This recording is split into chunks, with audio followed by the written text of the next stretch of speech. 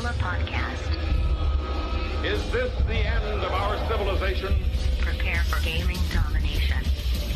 The mightiest monster of them all! Grimlock the Dino 9, GameZilla. Look, there comes one of them now.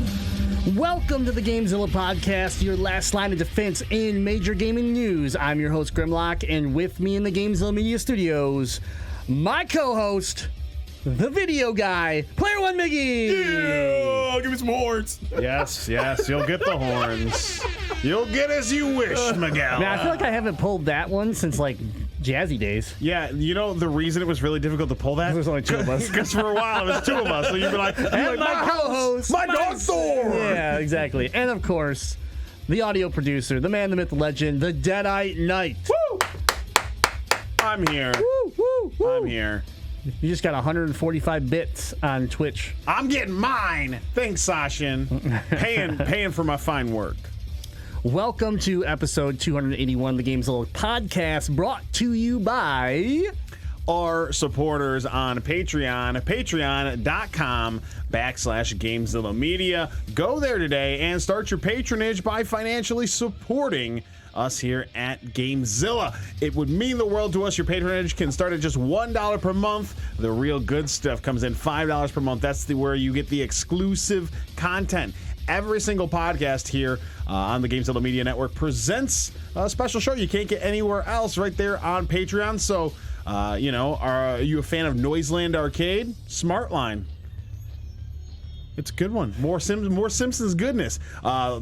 The Legend of Retro guys have the Game Shark. Noobs and Dragons has Behind the DM Screen. So there's a ton of extra shows there available for you at the $5 level. Patreon.com/GameZilla Media. Go there and start supporting us today. And despite what you may have heard, we are not wasting all of our Patreon money on fresh, delicious bagels.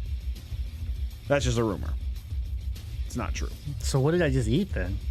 That was a stale bagel I found in a dumpster behind a Kroger. Still good. All right, well, thanks, Deadite, for that bagel. It wasn't even a bagel. It was actually just an English muffin I poked a hole in. Don't ask me how I poked it. Okay, well, that's just great. Don't ask me how I poked it. I think we want to... also, before we get into the news, we want to just spend a couple minutes and say thanks to Tony Morelli and the Morelli video game tournament that went down this past weekend. We had a really good time. Tony was able to raise a ton of money for the Humane Society, and yeah, it was, I think, the best turnout for his events to date. We raised over $1,000. By we, I mean the Glitch and the Morelli Gaming Tournament, but GameZilla were part of it. We helped. I mean, I helped with my money. Yeah, it's true. I helped less with my money, but I still helped with my money. Yeah, so just on raffle tickets alone, they did amazing. It was a hugely successful event, so congratulations to the Glitch and everyone at GameZilla that helped him and support him in putting that event on. But, him and his wife, Danielle, do a fantastic job putting on those tournaments twice a year. It's really cool to see the growth, and it's really cool to see the charitable aspect grow from this fun event that we've participated in for a few years now. And let's give it up for our champions of the tournament. Coming in and third place, and I think his first time on the podium ever, BMC! We're proud of him. Yes, we're proud we of are. a fine member of our community. But even bigger news, a man that has taken first seed multiple times, someone that had high expectations since the first time I invited him, expecting him to win it all for the GameZilla Media community. He was our ringer all along. He was our ringer, the man, the myth, the legend, coming in as second place. First time on the pedestal. The podium, I meant to say. EA Sports! Yeah. Woo! Also give him the horns now. It's tough because, really, he has me to thank for his success. He does, yeah. Yeah, you coached him. I coached him to the best of my ability on how to play Mortal Kombat. And then he took his natural gaming aptitude and took it to the top. Right. Because you know what they say? If you can't do, coach. That's right. And I clearly cannot do because I got 28th place at the tournament this year. Yeah, I got 11th place. But so then coming in at first place, once again, I believe the first time on the podium, and to round out the GZM sweep, First place, Xander! From the Legend of Retro. Congrats, That's right. Xander. Good This stuff, is another person that we've expected they had high expectations for. Thought he was going to win it for sure, and in the tournaments that he's ran in the past, has had some struggles, and really just kind of cruised through this one. Did really well, and kind of just set himself. And then the cards fell right where it worked out, and seemed almost easy for him. Yeah. So. I think about the most struggle he had was Mortal Kombat. I've never seen him struggle in a fighting game before, but Mortal Kombat is clearly not his thing. It's just Mortal Kombat, if you're not used to playing another realm fighter, it is unique.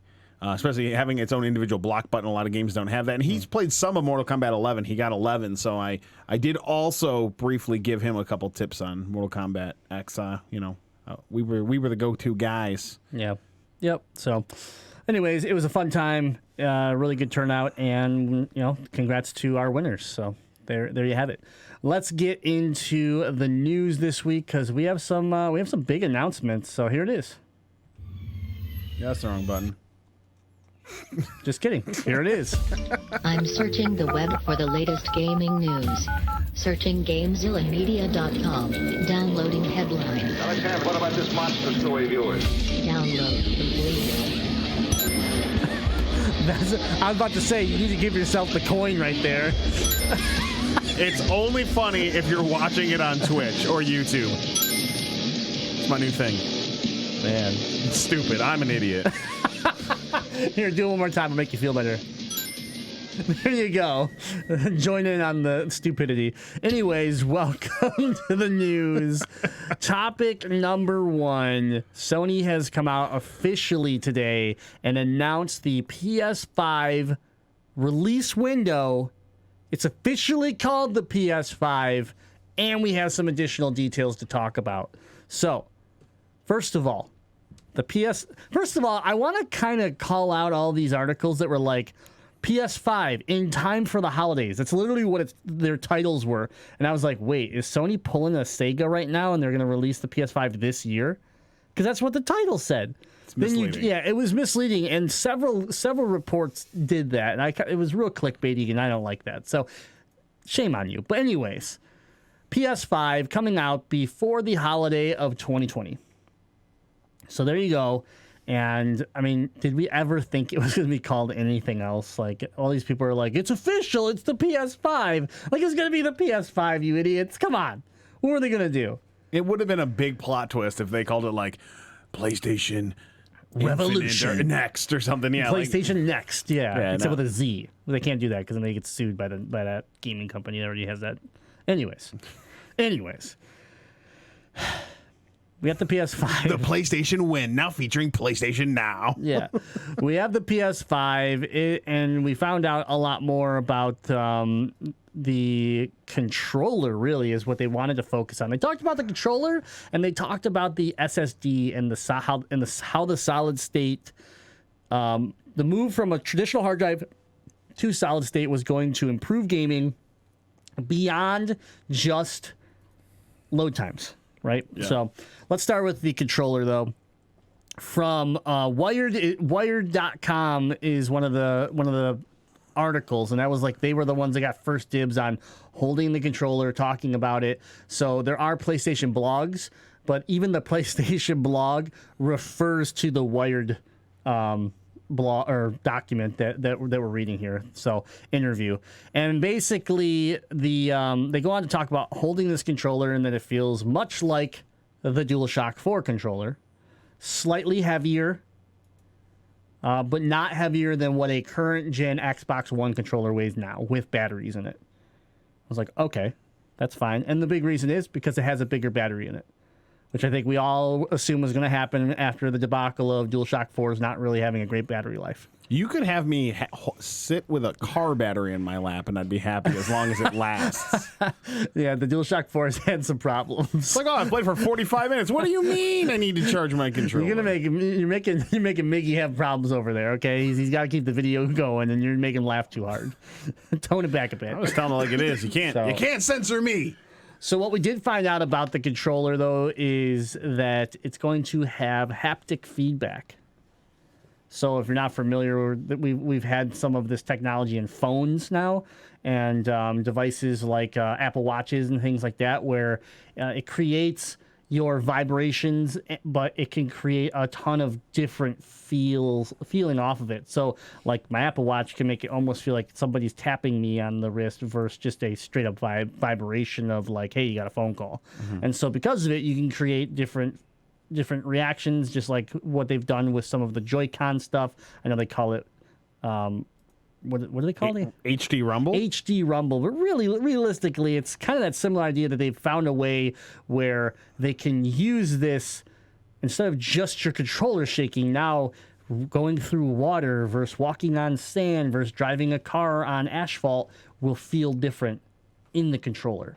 And so I have, experienced this a little bit with HD Rumble, even playing just like Blaster Master Zero and having some of the water levels and like the surge of water go through the Switch it's a cool sensation. And I'm like, okay, that could be cool for some games, especially like how they talk about how in a shooter like Overwatch or maybe like a Fortnite or something like that, picking up a standard assault rifle versus like a shotgun and how they're going to feel different. And so with that controller haptic feedback, you also have some triggers going on here. And what did they call they had a name for the triggers, but they're basically where you can control the resistance of the trigger. Yeah. And so the triggers are going to play a role depending, and these developers are going to be able to build upon it, where you get a different reaction as you pull down the trigger based on what the result is. So think of it like a throttle in a car as you put the pedal to the floor. You'd want a little more tension for feel and control, but if you're shooting a gun, you want it to be quick. Yeah. But at the same time, different types of guns, like we were saying, could feel different as well. And so it seems like a cool idea. It comes down to this concept now is that we are now moving into a situation that the PS4 controller from Sony is unique, and now developers have to build around it. So a third party like a Blizzard or a CD Projekt Red or something like that has to put a little bit of extra time into this, because let's just say Xbox doesn't do this. Okay, now you have this extra piece that's like, is this a selling point? Is this actually something where it's like, well, the immersion that I'm going to get out of playing it on the PS4 versus somewhere else, there's a bonus there now. Is that, and I don't know, for me, like, I think this is one of those things that right out the gate seems cool, and then it fades hard. Because I think, like, even going back to the N64 when you got your Rumble Pack with Star Fox, right? Yeah. Like, super cool. Like, oh my God, this is mind-blowing. A game changer to have the Rumble Pack. And then it was like, all of a sudden, the Rumble Pack just stayed in a drawer all the time because you're like, yeah, I'm over this. I recently had to explain the Rumble Pack to my wife, and she was like, why? Why would someone buy that and put batteries in and put it in the controller? I was like, because the controller shook. And she's like, yeah, I like to turn off the rumble in games. I was like, yeah, but in 1995, it was mind-blowing that the controller shook when your spaceship got shot. Yeah. It was awesome. Yeah. And so to think that the Rumble Pack hasn't changed much since that time until now is kind of wild, but it is interesting to see that this is one of the things that they were working on. We found out that they wanted to roll this out when the PS4 Pro launched. And so the PS4 Pro launched, but then they were concerned because the big thing that they sold about the PS4 is that the experience from a PS4 Pro or a standard PS4 would be the same. And that wouldn't be true if PS4 Pro users got the new Rumble feature, the new haptic feedback. But don't you think that'd be something that they'd be able to support with a firmware patch and you just go out and buy the new controller? Yeah, I don't know. I don't know. Yeah, I'm not sure. Stuff. Yeah, as far as why that was that way, I don't know. But so they made the decision to hold, to refine it even more and bring it to the PS5 is basically what they say in the article. So it's pretty interesting. The controller the things that the gentleman from Wired doesn't say anything about is it feels like a DualShock 4 controller. It's a little bit heavier. It has these things, and it feels surprisingly interesting that the demos that they put him through, where he got to experience being inside of water and feeling like resistance, and he got to play Gran Turismo Sport and feel the different road types, and actually it felt different.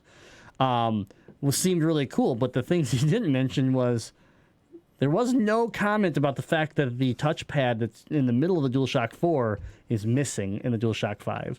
So, like, for me, I was like, oh, God. Like, wouldn't that... Like, if I was reporting on this and Sony put that in my hand, the first thing I probably would say is that the touchpad's gone. The touchpad button's gone. Because it's not gone. Unless they were like, you can't say what's in the middle of this controller. Because one point they do make is that there was quite a large hole in the middle of the controller that looked like potentially a microphone, and the rumors have been that there's that Sony's been working on a new AI voice-controlled assistant for the PS5. And they did mention an improved speaker built into the controller, which to me that's another thing I just don't care about. Everybody nowadays, I mean, even you who you don't game a ton, you game with headphones on a lot. And maybe you're like the person that I would say the least out of our group. Probably the least out of our group. But even you have a nice pair of headphones, that you would game when you like really wanted to get into Destiny or whatever. Absolutely, you would throw them on. So because it adds to the immersion. If I'm like I want to play Last of Us is a good example because it's a game that's great with headphones on. Yeah. The only thing I've ever thought was cool about the controller, the speaker in the controller, is while playing. It doesn't happen in Borderlands 3 for some reason. In Borderlands: The Handsome Collection, when you walk far enough away from someone that's talking, then the voice comes through the controller like it's coming through your walkie or whatever. Yeah, coming through your Echo. Yeah. Which is, I was like, oh, that's a cool effect. And when the third game didn't do it, I was like, oh, this is BS. Yeah. But again, it's a gimmick for effect. There's no reason to have a speaker in the controller.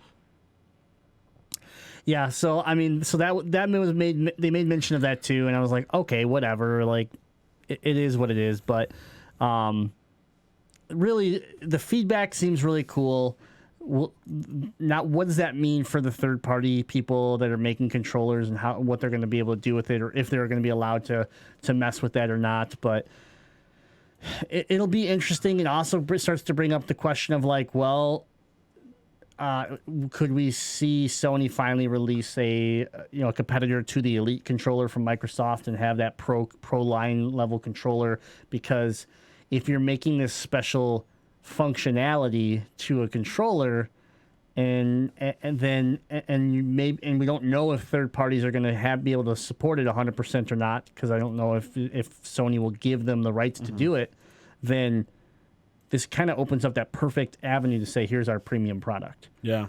And because of it, you get A, B, and C on top of everything you get in the core controller, you get all these extra features. So we'll see. But that was the controller talk. Very interesting. I always get amped up around controllers reveals because every time we get a new generation come around, you always wonder about the controller. And I feel like the controllers haven't changed a lot over the last couple gens. So, and I don't expect this one to look that different, but there's enough here where I have some interest, and because the controller is a little bit heavier, I'm wondering if they kept the same form factor where the DualShock 4 was a little bit larger than the DualShock 3, and people were against that at first. So did they stay with it? Did they find a happy medium? What happened? And then, of course, you lead that into what Xbox Scarlet's going to do around the corner now that Sony has shown a little bit more of their cards. What's Xbox going to do with their controller, because they're releasing a brand new Elite controller in November, and they've talked about compatibility of some of this stuff going to work on the new system. So you can't imagine there's going to be too radical of a change either, but we'll see what happens. So, I'm pulling some information out of this that I think you're ignoring. What's that? If there wasn't a comment about the lack of a touchpad, let's assume that the touchpad is on the controller. Is that a safe assumption right now? We're playing the game of assumptions. I don't believe it's there, but at the same time, it freaks me out that someone wouldn't mention it. It's there. I'm willing to play some sort of wager that it's there because what that's telling me is there's only one possible reason to include the touchpad on the controller. What's that? Backwards compatibility, which is the biggest thing I want out of the PlayStation 5, is to be able to play the crap I already bought from them. Yeah, but do you really need the touchpad for backwards compatibility? Most games that involved the pad eliminated the pad where you could still play the game without it if you didn't want to use it. I'm just saying. That's the hope I'm pulling from that. Okay. All right. Well, I mean, there's been a lot of backwards compatibility talk already as far as like rumors and stuff like that. So, I mean, if they don't do it, they've literally already lost this gen, in my opinion, because Xbox is going to do it. Not having backwards compatibility would be the deciding factor for me going, I guess I'll try an Xbox for this generation. Yeah. Oh, absolutely. If they don't... I don't know. I hate the Xbox controller. I don't know if I can do it. Now that I'm thinking it through, I'm going to have to Yeah, but stick with PlayStation. I mean, to be fair... We haven't seen what the new one's going to be. We know the D-pad, it was super unliked by many, and Xbox is that company that listens. Man, I don't even like the joysticks or the face buttons, the triggers. I don't really like anything about the Xbox One controller. Man, you're crazy. I don't like it. I love the Xbox One controller. The Xbox, the Elite controller you have feels quite a bit nicer. The stock Xbox One controller, I don't like at all. I would like you to spend a little bit of time playing with the latest standard controller that I have is from the Gears 5 bundle. Yeah. That is what the Xbox One controller is now. Yeah. That's the controller you need to try, not the old ones that, I'm not a fan of the old ones. But I think if you played with the new one, that now, even if you go buy just a standard normal one, they're like that. You still may not love it, but I think you'll be like, this is a lot better. Yeah. We'll just leave it at that.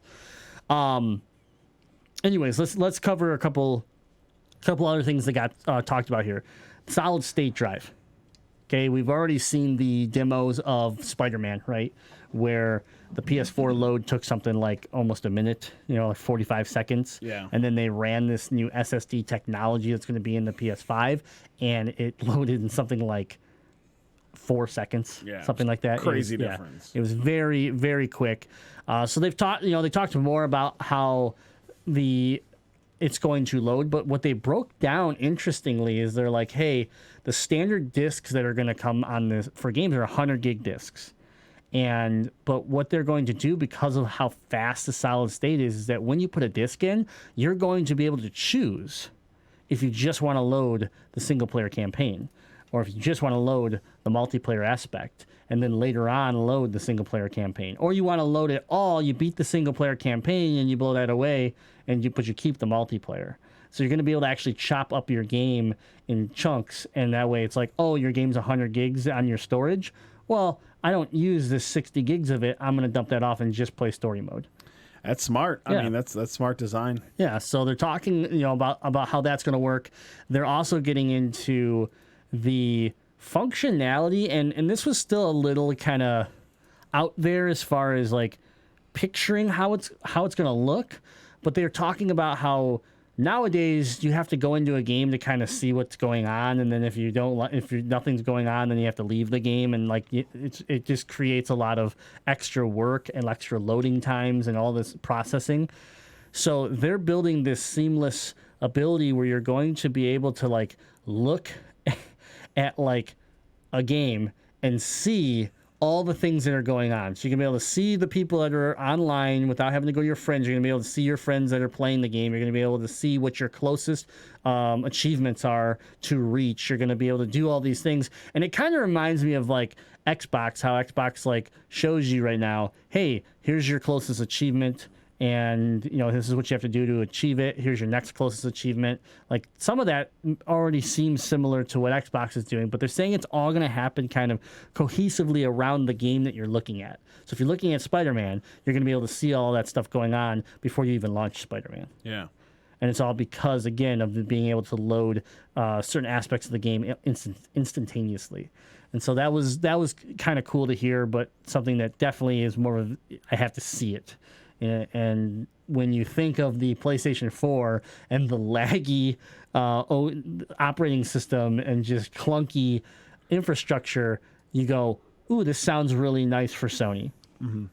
So that was a lot what they talked about with the SSD, and then they brought up and confirmed and apologized pretty much that the ray tracing in the PS5 will be hardware based.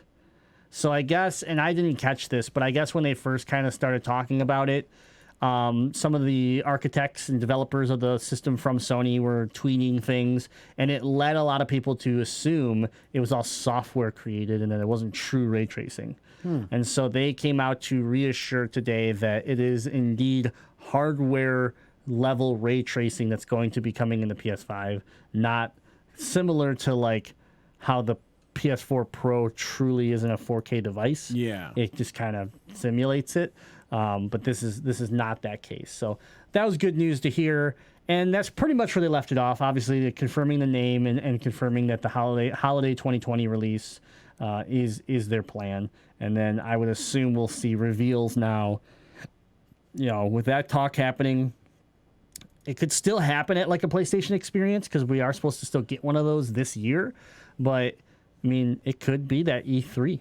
You know, this could be a giant E3. We also have coming up in November Xbox's big London show, which it could be that reveal for Xbox side. So It could happen at the Game Awards. yeah, so yeah, I mean it could. That'd be the biggest thing for the Game Awards ever. You know, like they've never had anything that epic. So that would be pretty cool.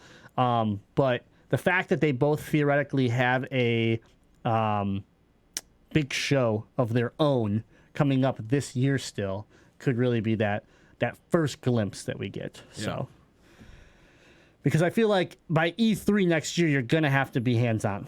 There's gonna have to be some hands-on with these new new systems, considering that you're less than you're 6 months away from the holiday at that point. So all right, but that's what's going on with this news out there. I know you said the big deciding factor for you is backwards compatibility, but the final question I have is this stuff coming out, does it make you more excited for PS5?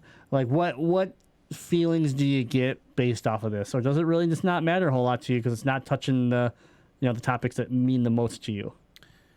I don't care in the slightest bit what sort of gimmicks they're adding into the controllers, because we've seen time and time again that typically tends to just be a gimmick that the developers don't support, and then it doesn't matter. So if this makes a controller $100 base price for the controller, that's unfortunate to me. You know what I mean? So right, yeah, that was your concern, yeah. Because controllers are expensive, So it makes sense to have like one pro controller, but you're not gonna have a full set of that kind of stuff. So right. So yeah, I don't know. That I guess initially makes me a little hesitant or concerned about just the sustainability of buying the system and buying into the PlayStation 5 for the generation. But I don't know. It's cool that we know the release date that we could have predicted, but we know it. Yeah, I mean, it's all good. The naming convention was like, okay, got it, and the release window was saw that coming. You're not going to give there was no way you were going to give anybody a head start like you were going to give Xbox a head start. We've already lived through that once with the 360 getting the head start, and that was a battle for you to get back into that race. So I'm going to pull in our video guy just because he's a big PlayStation slappy and ask him as well. Any thoughts on these announcements today that either concern you or make you excited? No, I'm definitely excited to see what's coming next year, and I agree with you guys. They are going to have to get it in the people's hands, before next holiday season to increase that hype and kind of give us the pricing. That's the biggest thing that I want to hear soon. If we're going to be dropping $500 or $600, but the controller I think is going to make a big difference. And yeah, give me that SSD for that quicker load times and that better gameplay experience. Yeah, and I mean, coming out of the tech industry too, SSD still has that concern to me, longevity. Right? Is we've always talked about an SSD can only have so many rewrites before it's dead. So how much strain has these companies put on this new technology to where we're not going to be 3 years into our system and and a bunch of people start having problems. Yeah. Because now you're encouraging people to install and uninstall fragments of games. So I don't know. That would be that's something that we won't ever get the analytics of what their testing was, but it will be interesting to see as this system gets released, and then as it ages a little bit, what that turns into. Because we've had SSD in our computers and stuff for quite a while, but our computers, we don't necessarily save and destroy as frequently as maybe we do right now on our video game systems. As intensively also. Yeah. And the other big thing that concerns me is SSD is expensive and larger size still. So what are we going to get for real though at launch that, like, right now my Xbox One X is 3 terabytes. There's no way you're going to give me 3 terabytes in an SSD at launch. Yeah. I mean, maybe, but then I am spending my video game console is $1,200 all of a sudden. So that's my whole thing, is that, are these going to be 500 gig drives? Are we right? Because we've all moved on to, I think the minimum, the expected is a terabyte. And even then, like when I buy an Xbox One X and it's a terabyte, and then my Xbox One S is 2 terabytes, I'm like, why did you do that? Like, that bugs me. So that's another interesting. I'm excited for the performance. I'm worried about the storage yet again as these games get even bigger. So, and clearly they know it's a problem, because now they're letting you install and uninstall fragments of the game. Yeah, so if you can partition your gaming experience to customize it to save data, that is them letting you know, hey, there might not be as much storage in here as you want. Yep. All right, topic number 2, sticking with Sony. They got a lot of information that's been dropping right now. A PlayStation 4 update just dropped and is allowing 16-player parties and Android remote play fully supported. So the remote play through the mobile phones before this was strictly, like, as far as full play, was strictly to the Sony phones, the Xperia phones, I believe. Yeah.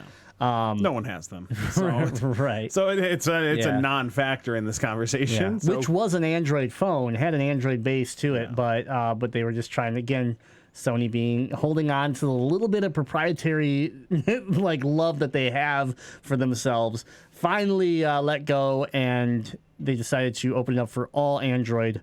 And then you can now use DualShock 4 controllers over Bluetooth on Android, iOS, and Mac. That's cool. So so this is big, because we're moving into that next phase of xCloud, Google Stadia, PlayStation Now, and all this stuff. So this is Sony clearly setting up for what this next battle is going to be, with so many competitors gearing up to try to prove why their platform is the best for this cloud-based gaming, as a service type deal. And so anyways, the 16-player parties, I had a comment on this, which is up from 8, by the way, just so you know, they doubled it. That's insane. You don't, like, who the hell needs 16 people yelling in each other's ears? When I have a raid going, like 6 people, right? Which then would turn into 8, because you'd always get a couple people that would jump in and just want to talk with the group. We'd have 8 people going. I'd mute a bunch of them, because I'm just like, I can't focus. Literally, I can't hear the game, and everyone's just talking over everybody else, and it's just 16 people is insane. Like, maybe for like party games and stuff like that, if you were doing it all remotely and you're like, everybody jump in, we're gonna play, I don't know. I'm not even sure what's out there that would support that, other than like Jackbox and stuff. But if you were doing like a King of the Hill kind of thing in a fighting game, and you had 16 people throwing down, but if it's a game that involves any sort of communication, you need to just have the people that are playing your game in there. It's something that's almost maddening to me when it's like, oh, let's party up. Like, cool, okay. Oh, and then there's a bunch of people here that wanna shoot the breeze while we're trying to communicate in game. It is a frustrating thing, and I'm all about getting on a headset and chatting with the boys. Yeah. But if we're trying to achieve something, it drives me nuts. Yeah. Real quick, I want to address something that's in the chat on twitch.tv/GameZilla Media. That's where you can watch us live every Monday night starting at 7 p.m. Eastern Time. Would you kindly, BMC says, are you guys really concerned the DualShock 5 could be $100 just for haptic feedback? That doesn't seem like a $35 upcharge over DualShock 4. First of all, you're talking about $35, which to me, an upcharge of anything that Sony wants to call a premium product, a premium upgrade, $35 is not unreasonable for an upgrade, but we're not just talking haptic feedback. We're talking a battery improvement. We're talking the triggers, which aren't technically part of the haptic feedback system. They're their own system. That resistance trigger pulling thing is separate. Even though it might be used together, the triggers are something that is separate. So mixing that in with the improved microphone and the AI system that's rumored, the improved speaker piece on it. I mean, at that point, with everything I just rambled off, is $35 hard to swallow when it comes to what they would consider this new era of controller. Do I think it's going to be $100? No, because I think anybody that's insane to go from a $60 controller to a $100 controller and think they're going to sell them. But could we be looking at a $60 now? Could we be looking at a $75 controller? Yeah. Easy. Easily. Yeah. Look at those Nintendo Joy-Con. Yeah, exactly. That's the thing. The Switch Pro controller is a $70 controller. Yeah. And that doesn't have any of that stuff. It has an NFC reader, an HD rumble. Yeah. And they're not trigger stops. They're trigger resistance. It's mechanical. It's mechanical and software driven. They talk about how shooting a bow actually feels like a bow and hitting a throttle on a car feels different and stuff like that, all through the triggers. So that is right there.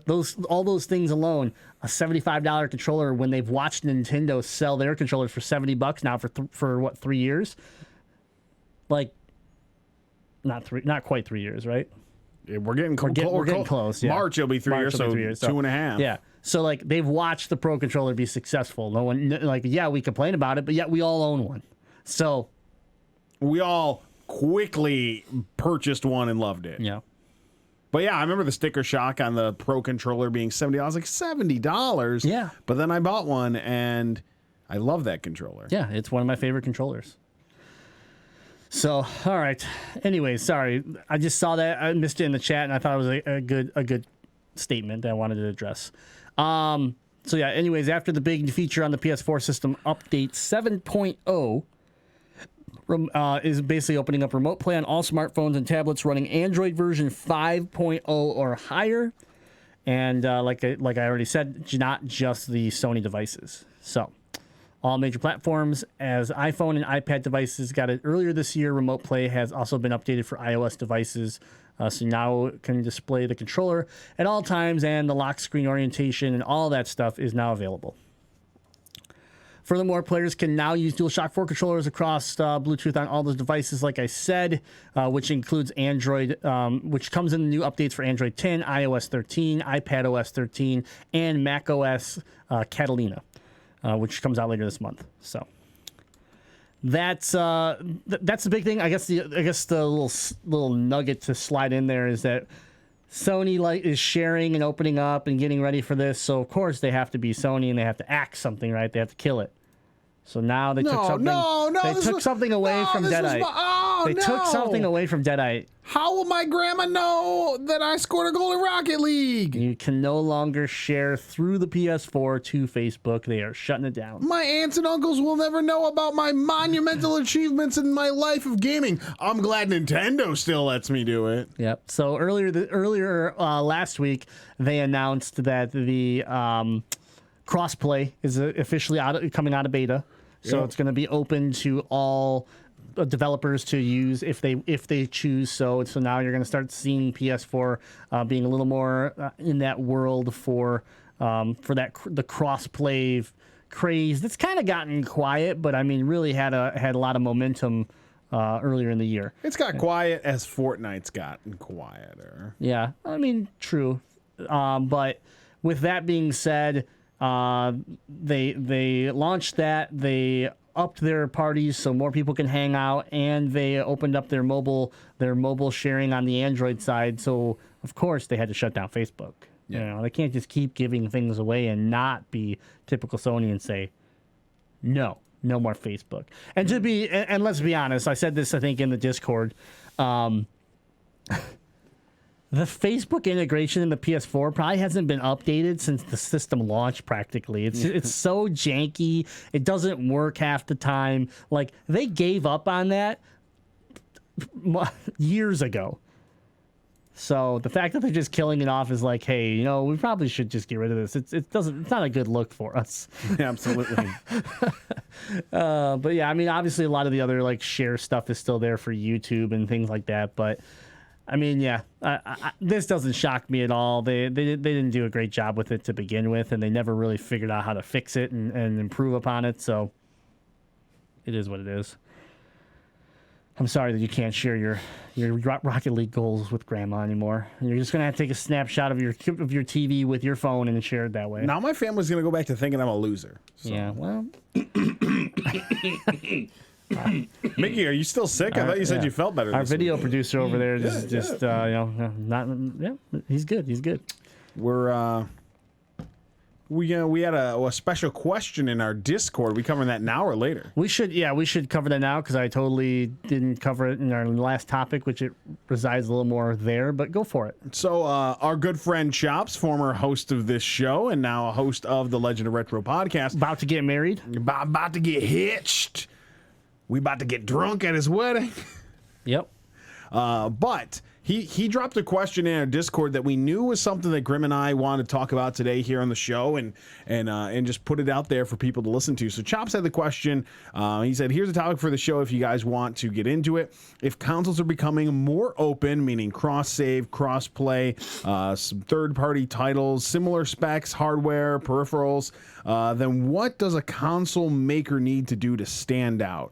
Is it only first-party titles? Is it portability? He says, I feel like the next generation may have some of the most similar guts as systems go that we may have ever seen, and we might have to find some strange and unique things to come out from Sony, Microsoft, and Nintendo just to be different to draw people, and he's just curious to know what we think about that. I mean, I think the controller that Sony just talked about today is an example of why you're on the right path to finding some unique feel, especially if Xbox comes out and doesn't have anything like it. So then there's Sony's angle. Obviously, the Switch has its own angle, is a very unique one. And then what does the Xbox have? It has a game right now. Right now, the only thing I can clearly state is it has Game Pass, which to me is the best of all of these options for you as far as getting games and playing them and having fun. So I don't want to see it go down this road because I think the way that you explain this, it turns into this gimmicky battle where it's like, who has the better gimmick? And then you have to worry at that point about, yes, your first party games are going to support whatever that company comes up with. So, you know, Sony's first parties are going to use that haptic feedback and do some cool stuff with it. I have no doubt of that.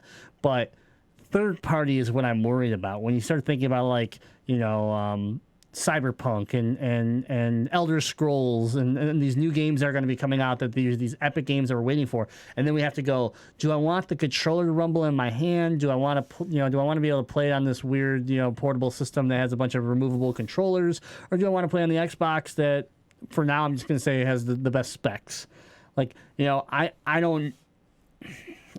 for me, in the world that they just got done breaking the walls down to have this cross-play, cross-save world where Xbox can play against PlayStation and see who's better, and PC can get in the mix too.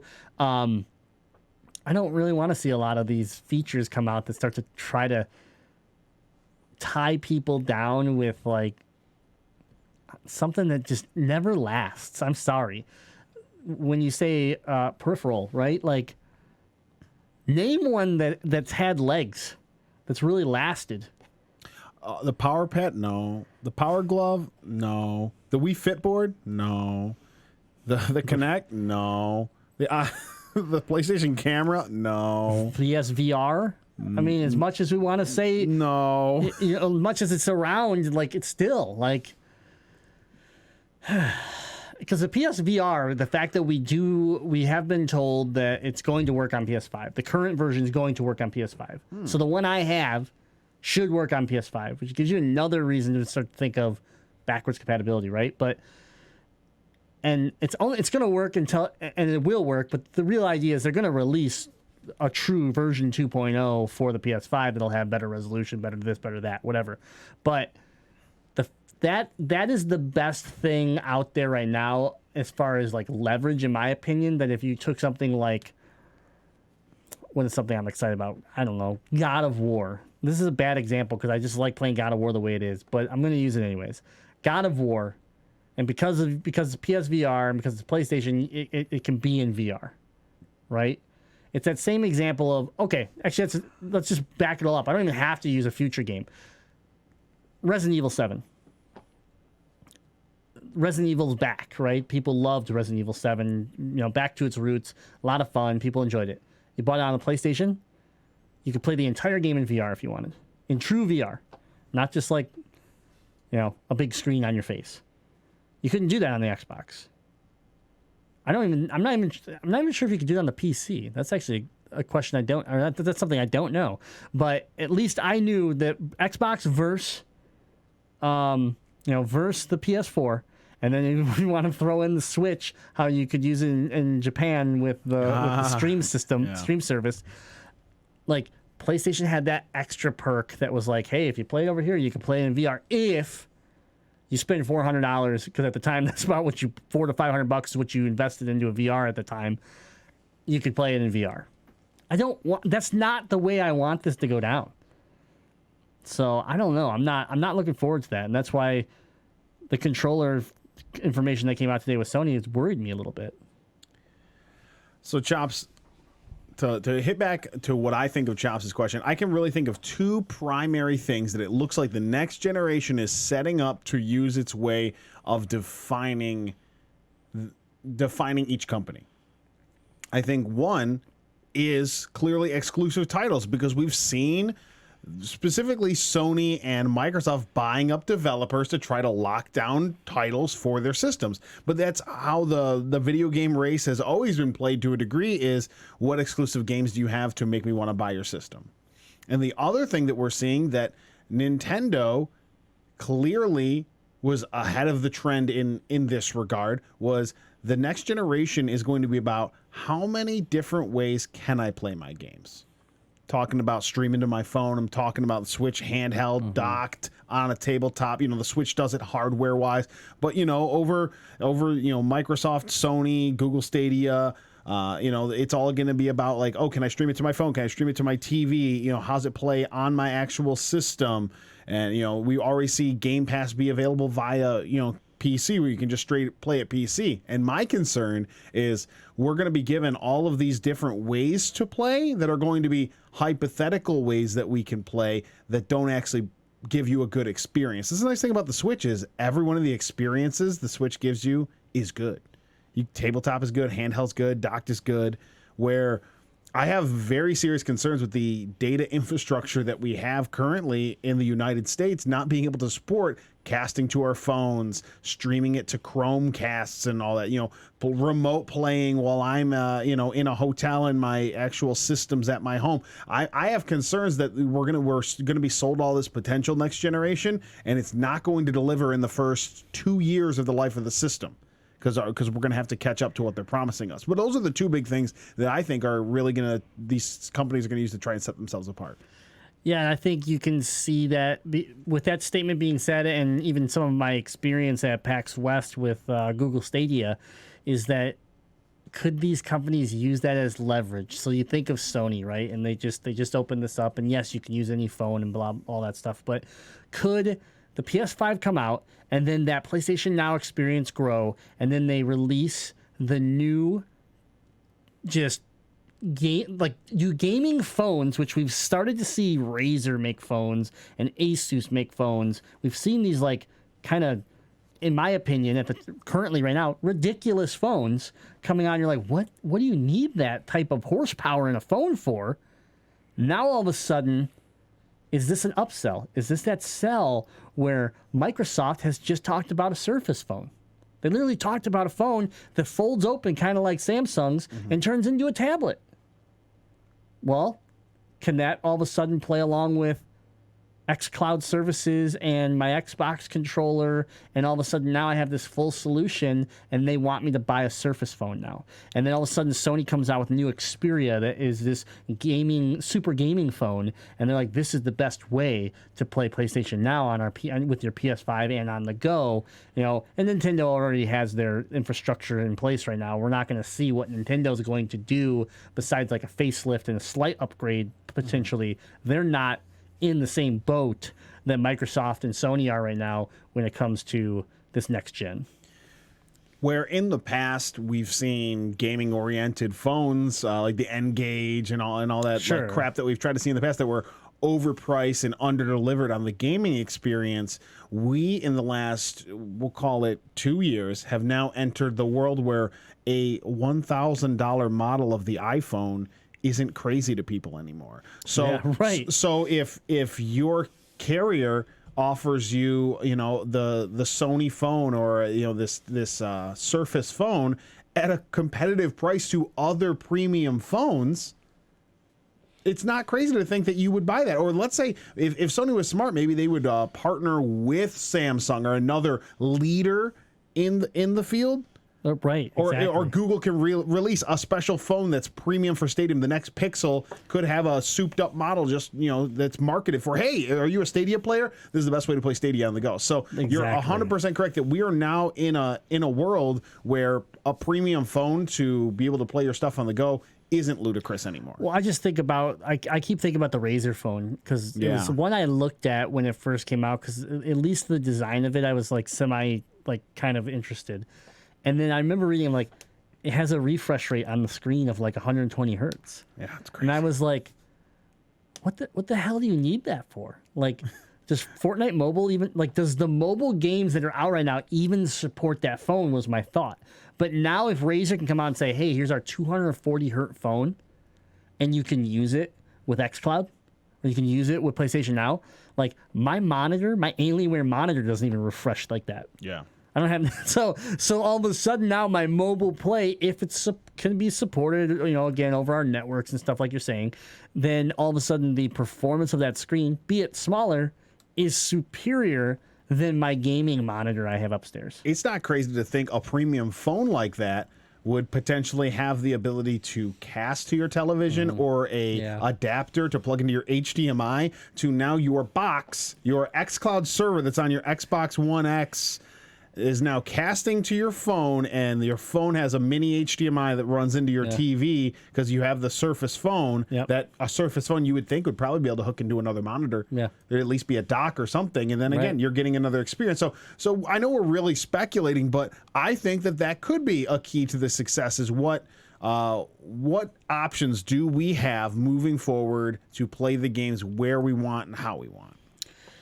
Yeah, so I mean, going back, like I think this point that we just made with the mobile phones and how they could evolve and how it could be that next push for kids and gamers alike to want to push them into upgrading into not just the standard anymore. Now you move into the premium is that's a great example of what Chops was asking here and how our industry and how the market could really change. And you think about and you really think about right now, we all, I mean, you don't really care. I know you don't care. You're rocking an OG Pixel that came from me. But, Absolutely. But Miggy over here can definitely agree with me is that the creativity around phones seems like it's stale. It's dead. There's just not a whole lot going on in the market. Every year we get excited for the new iPhone, and then it's like, cool, it's got 3 cameras now, and it is a little bit bigger. So this is that next push when you're talking about this market of gamers that are bigger than ever, and now you're also marketing towards casual gamers too, because everybody plays some form of game on their phone at some point. And so now all of a sudden you have created this whole additional market to the cell phone market on top of the gaming world. That's huge. And Google Stadia has front row seats with their Pixel. It's been very successful. And then you're going to sit there and look at Sony has a phone. Microsoft's getting back into the phone business after being gone since they decided that Windows Phone was dead. They're coming back. Why? All it's going to take for Sony is to have all major carriers, or at least half the major carriers, carry their premium phone, their Xperia or whatever it is, and then run an ad campaign that coincides with the PlayStation 5 that says, hey, you want to play portable? Sony phone, now available at AT&T, now available at Verizon. I mean, look at the success Samsung had when they brought Fortnite out and what they did kind of around the Note and stuff with Fortnite.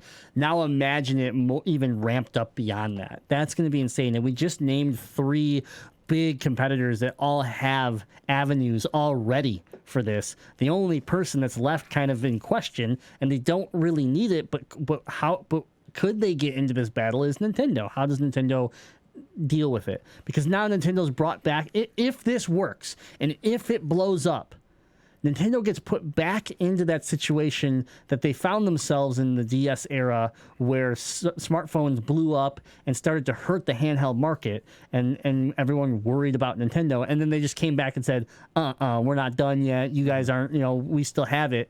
So I don't know. They're the only ones I don't really see what their angle is on it, but everybody else has an avenue already in place. Yeah, and damn, that's actually a really good thought. I know we're tying this topic up, but we also didn't mention one time here Apple Arcade. Isn't it already out? Apple Arcade, Android's right around the corner to bring their own. So that kind of stuff in the phone market's already happening. I know this sort of took us off a tangent, but keys to Microsoft and Sony defining themselves moving forward, I think those are our 2 things. Exclusive titles and how you can play their games. Yep.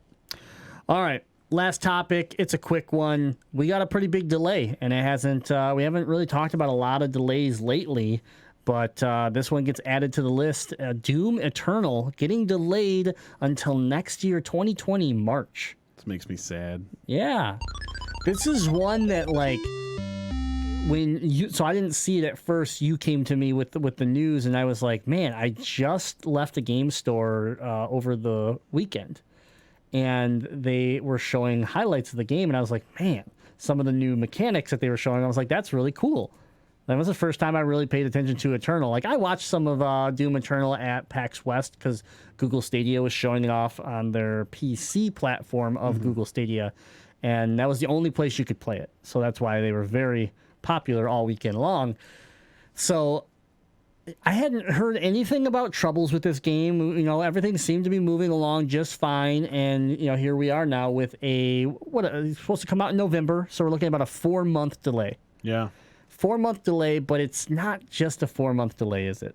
We have some additional problems going on. This is the one that affects me the most. So, as Grim was hinting, 4-month delay, that is going to be a little bit longer for people that were planning on purchasing this game on Nintendo Switch.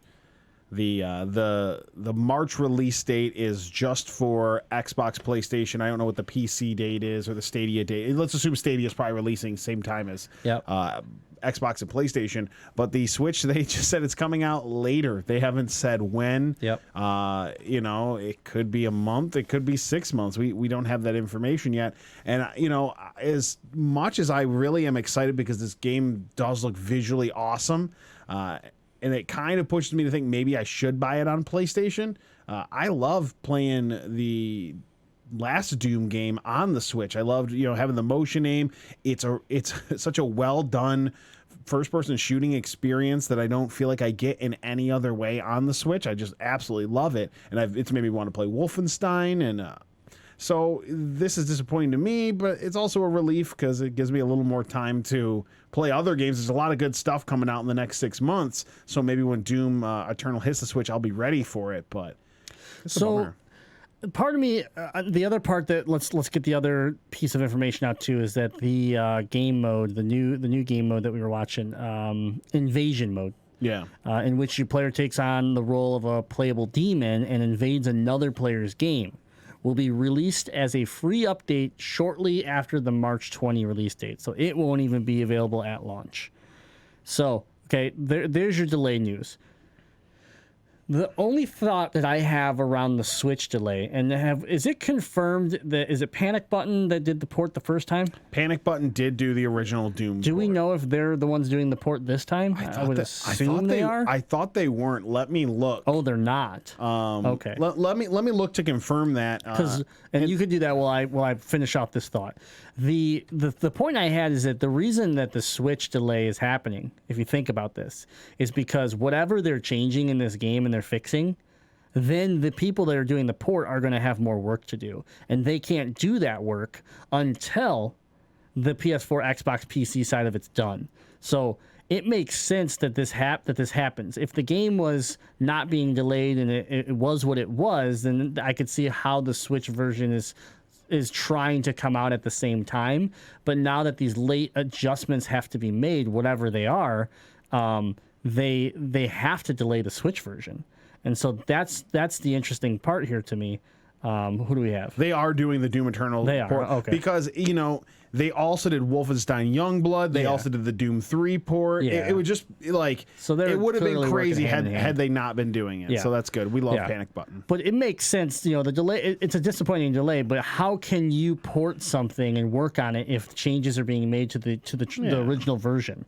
Like, that's impossible. So you can't be too upset about the Nintendo announcement. The overall delay is a bummer, and it's clearly not just polishing. They talk about that they're really sorry that they want to do this, but they need to delay the game in order to live up to, quoted, our standards of speed and polish.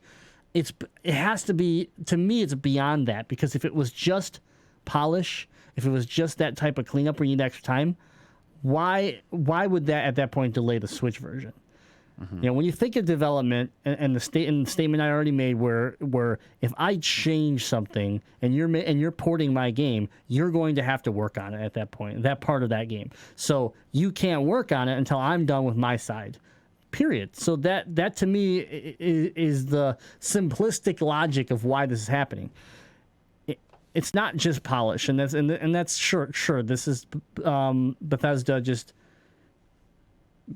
trying to have the best PR out of this that they can. Because if you think about, when you look at Bethesda, they haven't had the best track record recently. And they like to delay games. Well, they like to delay games, and they also haven't just had a great run of things recently, with Fallout 76 being a disaster and pretty much dead at this point. I'm sorry, Miggy, but it's true. It was just a coincidental clear. Sure it was, buddy. Sure it was. Okay, I look at my collector's edition every day and cry. Don't worry, I'm right there with you. Even to Rage 2, where I was like just trying to find something to hold me over till Borderlands came out, and it was a buggy mess that should have been delayed so that maybe I didn't have a bad experience and then just lose interest in the game. But here we are yet again with Doom, and this one, it sucks for Bethesda, but this one's even this is ID. Right, so you gotta look at the developer. Like this one, it's even gone. Like now, ID, which we usually put up on a little pedestal and said, yeah, they're owned by Bethesda, but they're ID. Yeah. Even they are now, having to deal with this. So I don't know. It's a bummer. The game looks really cool. If you're a Doom fan, then yeah, obviously you're upset. It's not a horrible delay, but my concern is, do we get it in March? Yeah. Or does December, January roll around and all of a sudden we're like, well, we need until June now? I think they'll hit the March deadline.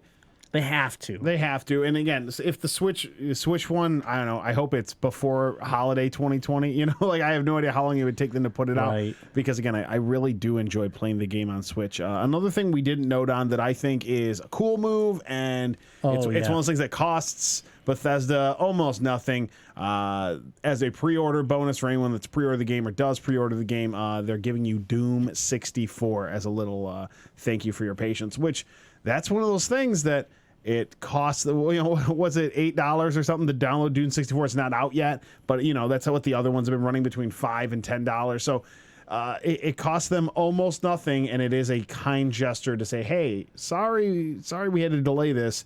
Here's a classic Doom game. Just enjoy it. Yeah, and to clarify, I think you kind of made the statement, but it was confirmed. The press release about the delay provided by Bethesda made no mention of Google Stadia. Yeah. So as far as when Doom Eternal would launch on that Google streaming service, technically there's no confirmation that is included in the March. They left it out. Yeah. So that's a little weird. So, especially considering what they've been really trying to do with Google is trying to promote this game through Stadia a lot. So. Yeah. All right, well, that has been our attack on the news. For these topics and much more, you want to visit GameZillaMedia.com, where we have our blogs, we have our YouTube channel, we have all sorts of content that hit the website every week, and you can even get into mobile gaming with Miggy, it sounds like. It looks like there might be some vlogs coming. Nerds! Hey. Mobile nerds! Mobile gaming is the future. Yeah, only if you spend your entire day pooping, and that's the only way you can game. Yeah, if you like microtransactions and spending money to get loot boxes. Well, I'll persuade you guys of it. Just you wait. You know when you persuade me when the talk we had about cell phones actually happens, and I go, damn it, I need this Surface phone now. You all laughed at me. It's funny because I've been thinking my next phone will be cheaper and worse. I'm just gonna get the worst phone there is. Who cares anymore? They're all good enough for getting on Reddit and crap, Instagram. Yep, but we'll see. Looking at pictures of Miggy while he sleeps. What? Oh yeah. Oh, you do That's that too? you? Yeah. Oh, here's a Zilla update.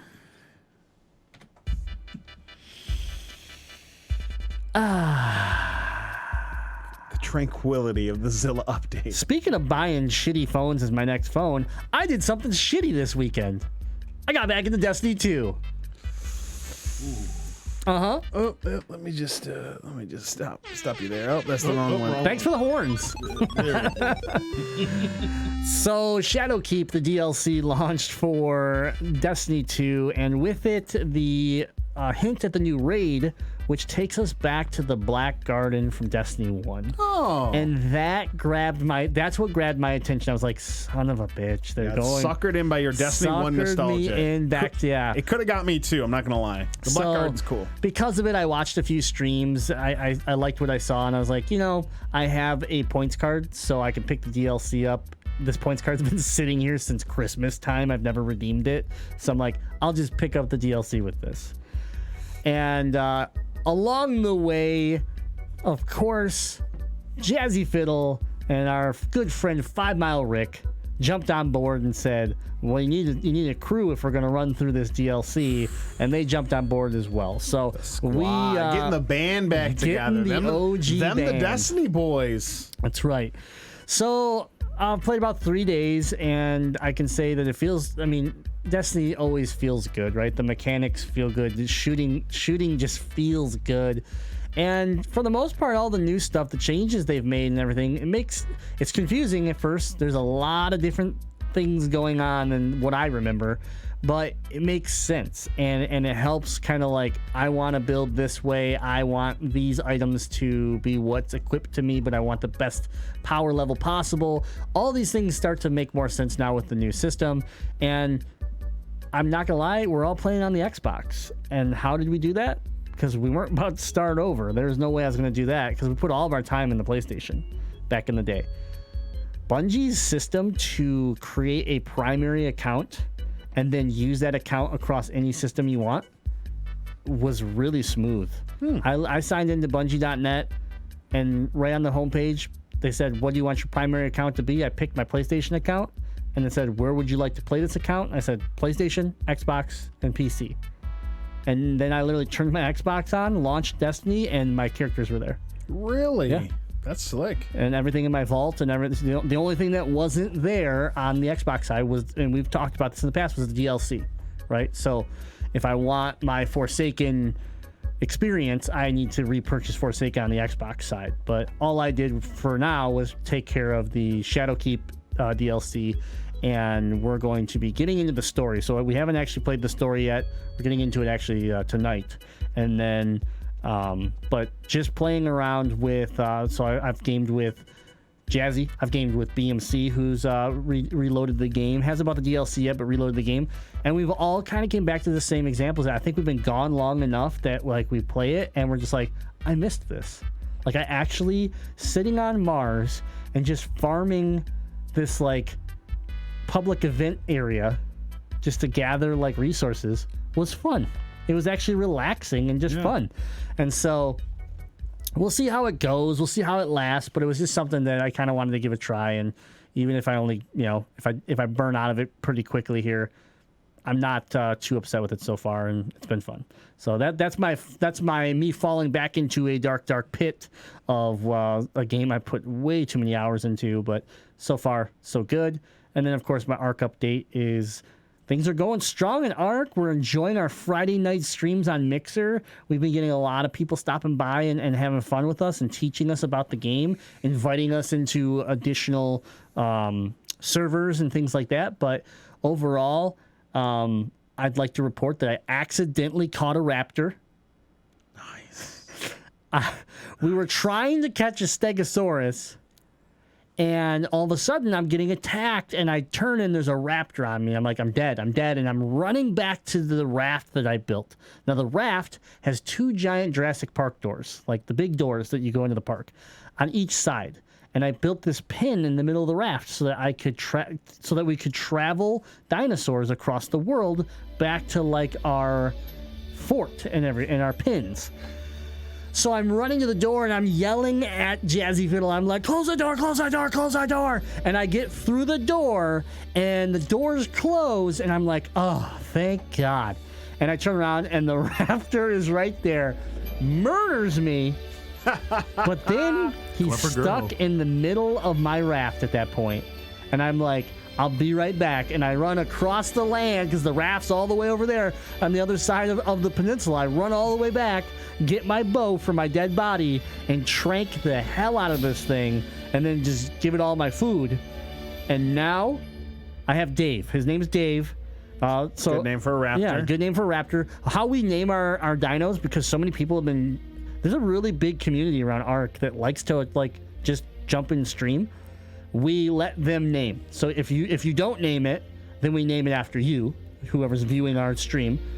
And then if you want to name it, as long as it's not like, way inappropriate, then we'll let you name it. So anyways, Dave got named after one of our viewers, and Dave escaped once already. I had to run him down. I thought I lost him, but I found him. He's just busy murdering some lizards. No big deal. But I got him back. So we built the walls higher that time. I like Dave. I like Dave's style. Dave's got ups, man. Dave's got some serious ups. But anyways, shouldn't have caught a raptor at this point. Super happy I did. Also caught my first dino bot.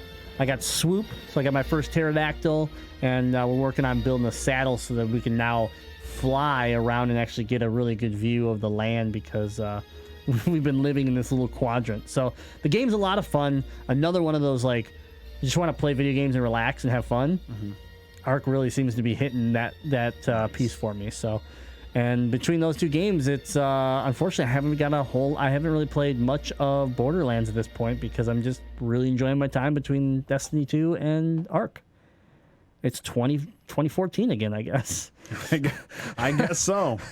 But that's what I'm up to. What about you, Jedi? What are you doing? You've been playing a lot of video games. Dude, a lot of gaming. Tons. I played 45 minutes of Borderlands and about 20 minutes of Skyforce, and that was my entire week of gaming. There's not a lot of time in my week for gaming this week. It was just honestly disappointing. I was just kind of bummed out when I looked at the fact. I'm like, man, I just didn't have any time to sit down and play any games this week. It just... made me sad on the inside. What level are you in Borderlands then? 18, I think. 19. Okay. Yeah, you're right around me. I'm like a 22 or I'm 23. not 20 because the mission I'm on, everyone's 20, and I'm like, it's taking me too long to kill these people. So we're right around that point where if we finally find some time that we could jump in and actually game together. Yeah. I think there's a couple other people that are around that level too, who are, people like BMC that are almost at 50 at this point, or probably are 50. So, but...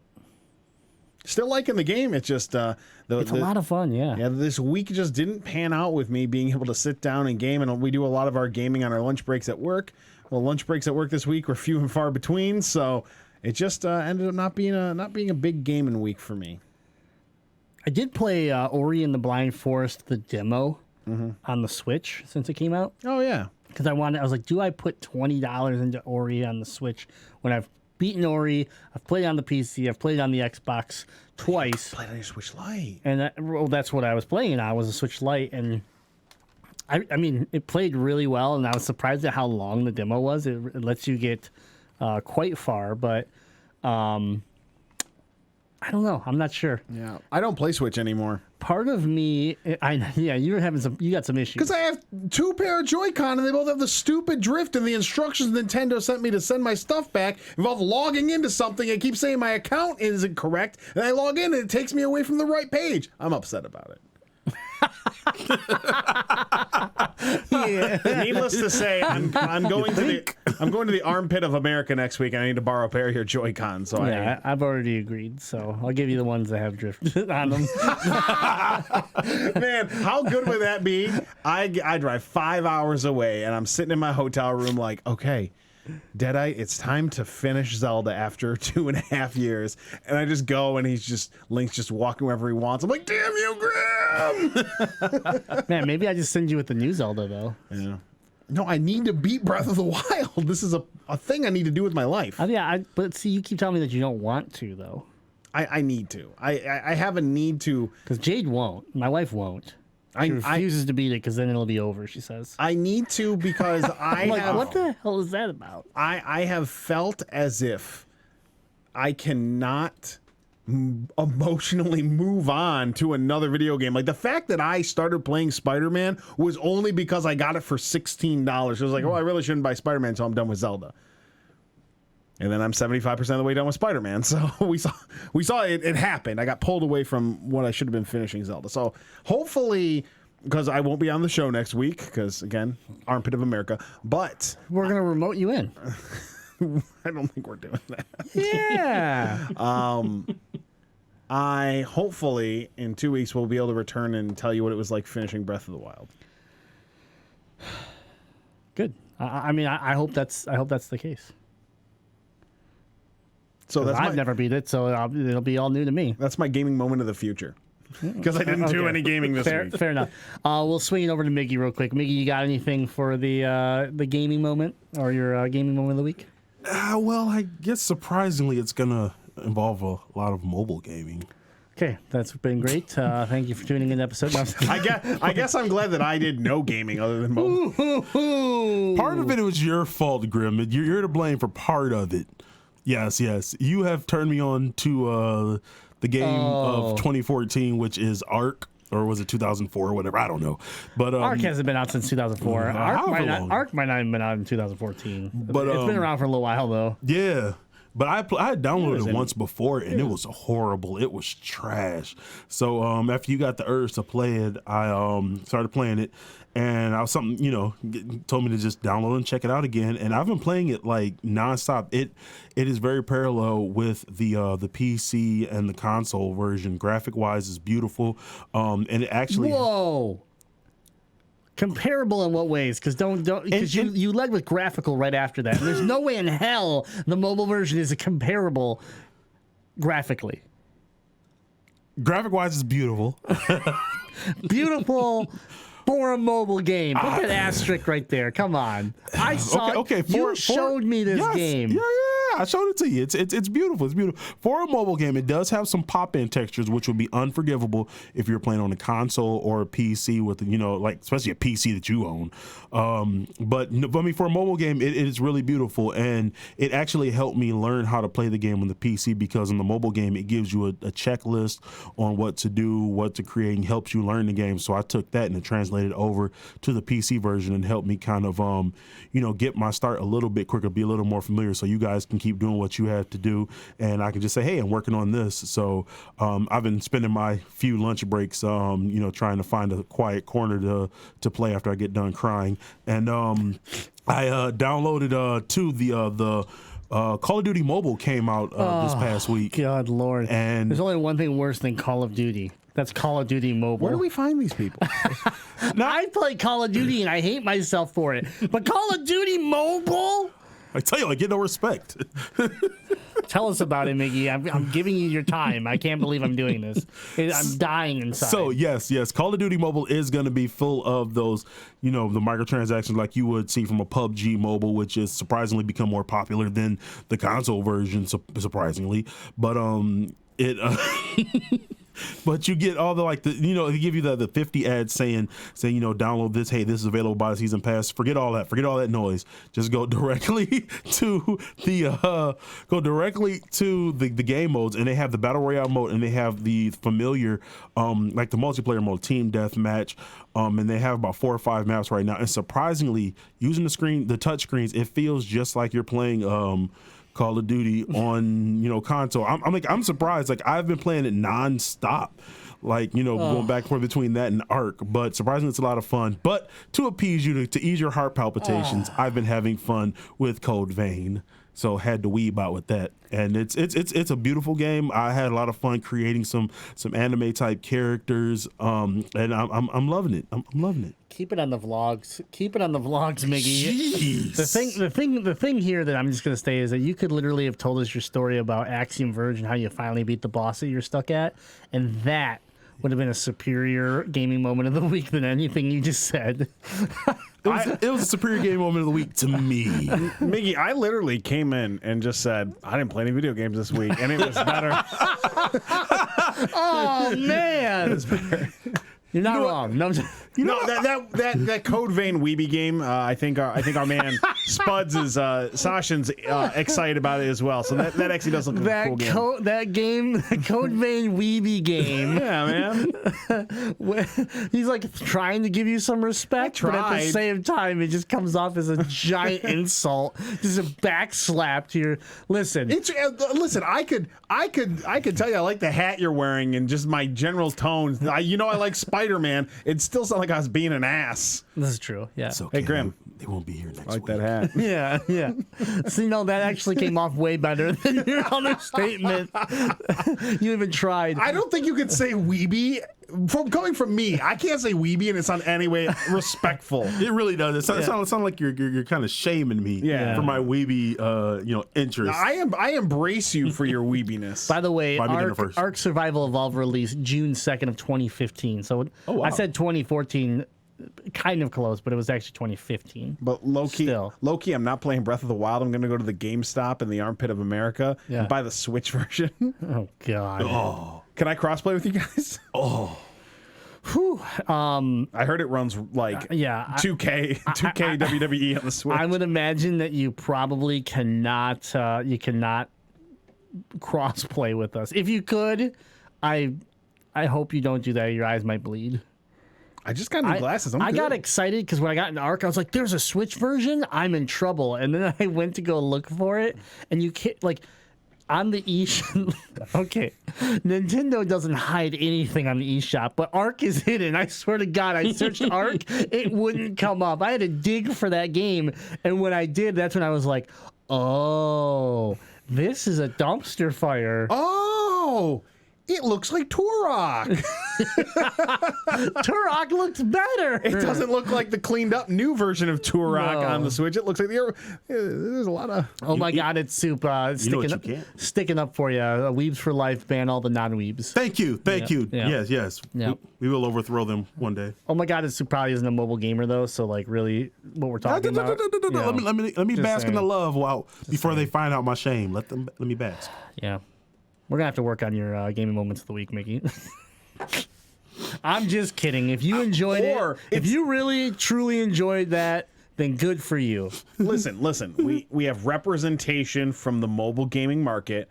We have representation for the crappy free gaming market, and we have representation for what's actually current and exciting in the world of video games. Yeah. So we're covering some ground here. well-rounded. Yeah. I'm like, I played this PlayStation Plus game for 12 minutes before I realized it sucked. And you're like, well, thanks, Deadite. All right, that's our gaming moments of the week. We always like to hear what you guys are up to and talk with you in the Discord, GameZillaMedia.com. You head right over to Discord, the button right at the bottom of the screen. Click join. It's free. Talk with gamers from around the world every day.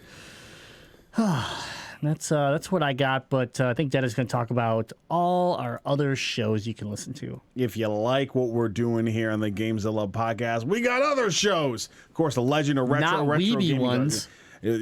We've been close to Green Legs and Weeby shows, but I've shot it down every time. There won't be any of that business here. I tried to launch them. We gonna fight. Dragon Pod Z.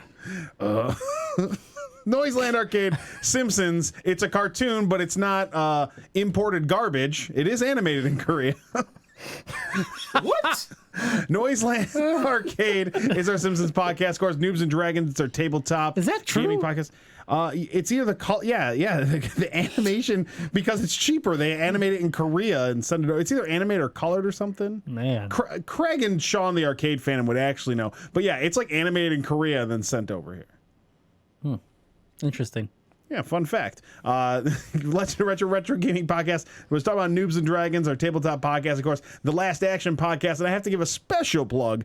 All month long, the Last Action Podcast is putting out on Fridays Nightmare on Last Action Podcast with Sphinx and myself, where we're doing little mini shows on some horror movies. So that's something we're having a little bit of fun with, just extra shows for people. And a couple of those are going to be free, available in the Last Action Podcast feed. And then some of them are going to be exclusive to Patreon. So you got to subscribe to our Patreon if you don't want to miss out on all the horror movie goodness from Sphinx and I. That's right. All right. Well, this has been episode 281 of the GameZilla podcast, A special Tuesday edition. brought to you by our patrons. Thanks, patrons. Yep. Go support us. We need your financial support because doing a podcast ain't free. That's true. You're not wrong there. But anyways, thanks for hanging out. If you want to keep talking about anything PS5 related, the PS4 update, Doom Eternal Delay, or anything else gaming or just entertainment related, Join Miggy's Weeb Army. Yeah, right. you could do that. There's a channel for that. We will rise. There's a channel for that in our Discord. So again, GameZillaMedia.com. You can find everything that we're doing. And thanks for hanging out. Remember, we are your elite free DLC for all your gaming news.